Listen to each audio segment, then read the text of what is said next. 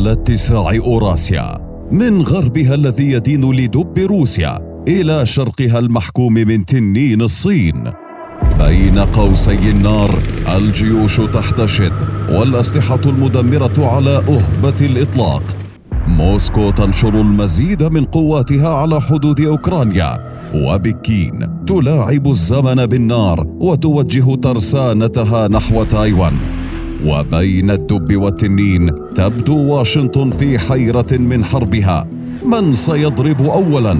وإلى أين ستتجه جحافل جيش أمريكا لنصرة كييف ضد موسكو أم لحماية تايوان من نيران بكين؟ لكن ماذا إن كان للعبة الحرب أحكام أخرى؟ وصدقت مراكز أبحاث عسكرية عن وجود خطة روسية صينية لتفعيل حلفهما الأوراسي وإطلاق حربيهما بساعة صفر واحدة. فما هي فاعلة أمريكا؟ وأي سيناريو حرب سيحدث؟ أم أن أمريكا ستعيد حساباتها، خاصة بعد تصريح وزير دفاعها أن لا نية لأمريكا المشاركة بأي أعمال عسكرية في أوكرانيا؟ ساعة صفر واحدة. رغم الاختلاف الشكلي في طريقة التعاطي بين روسيا مع قضية أوكرانيا والصين مع ملف تايوان، إلا أن ما يجمع بينهما أكثر مما يفرق بكثير، إذ إن عدم اعتراف الصين باستقلال تايوان على مر تاريخها وندائها بصين موحدة تعد تايوان جزءاً أصيلاً منها قد يختلف عن تعامل روسيا فيما سبق مع أوكرانيا التي تم الاعتراف باستقلالها من قبل موسكو فيما سبق.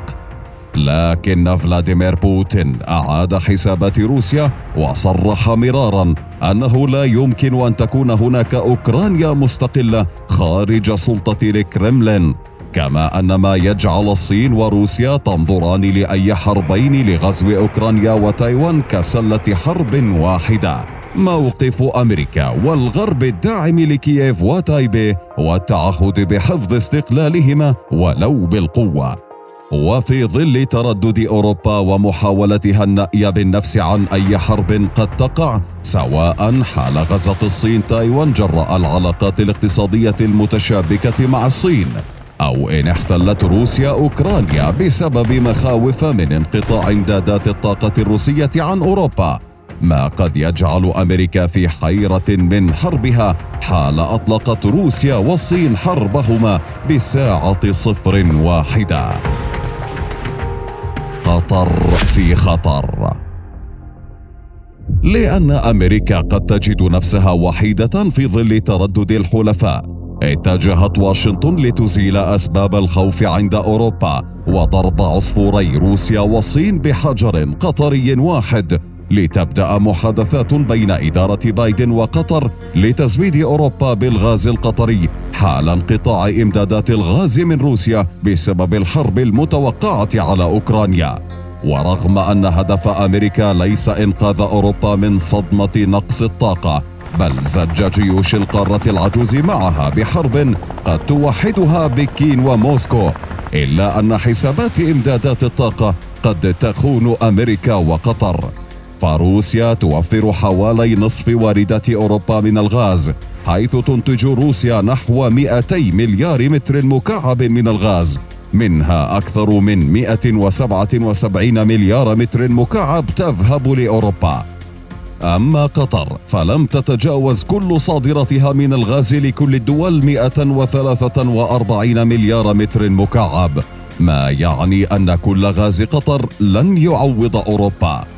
وفي المقلب الآخر، فإن موافقة قطر بدخول الحرب ضد روسيا عبر سلاح الغاز يعني أن الدوحة دخلت الحرب ضد الصين أيضاً، لأن إعطاء قطر غازها لأوروبا يعني أنها لن تصدر الغاز للصين التي تعد المستورد الأكبر للغاز القطري.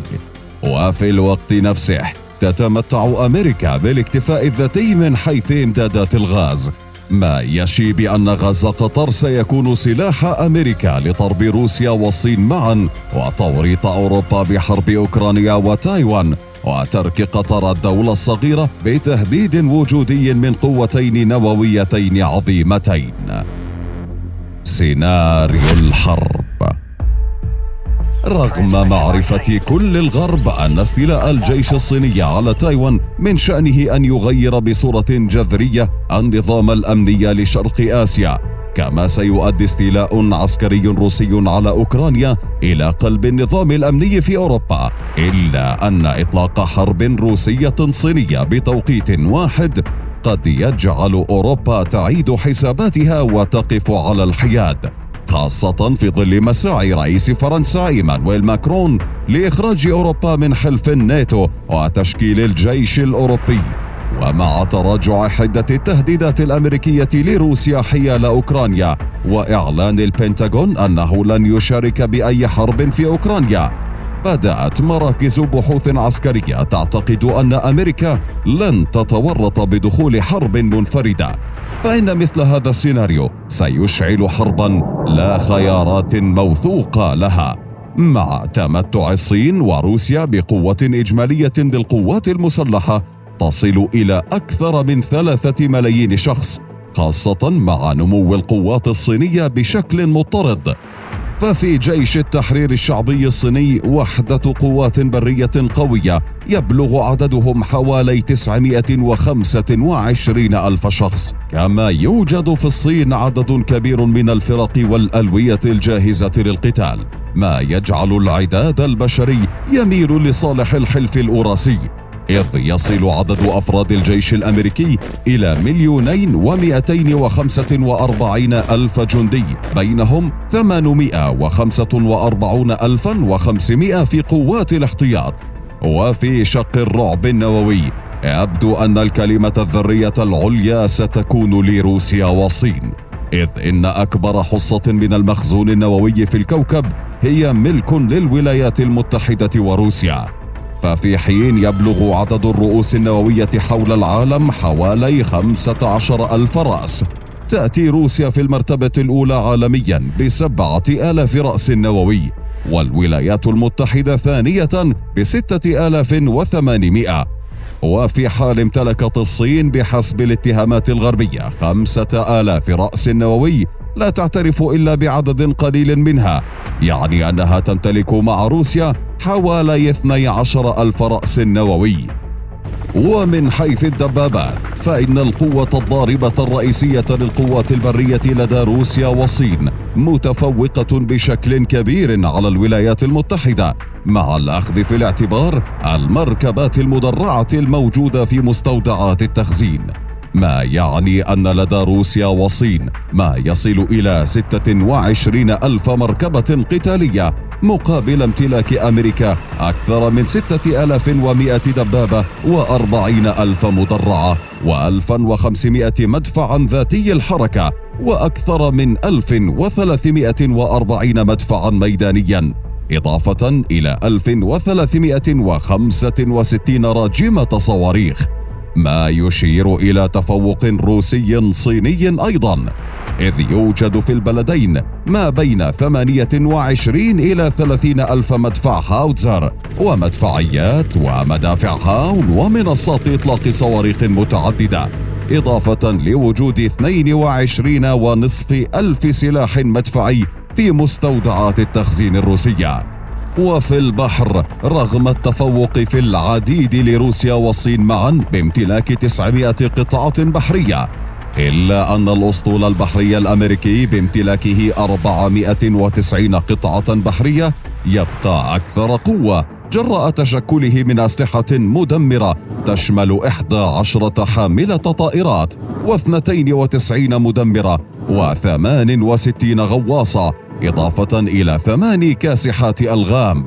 ومن حيث القوة الجوية يمتلك الجيش الأمريكي 13,233 طائرة حربية، بينها 1956 مقاتلة و761 طائرة هجومية، وأكثر من 945 طائرة شحن عسكري، إضافة إلى 2,765 طائرة تدريب و5,436 مروحية عسكرية، منها 904 مروحيات هجومية.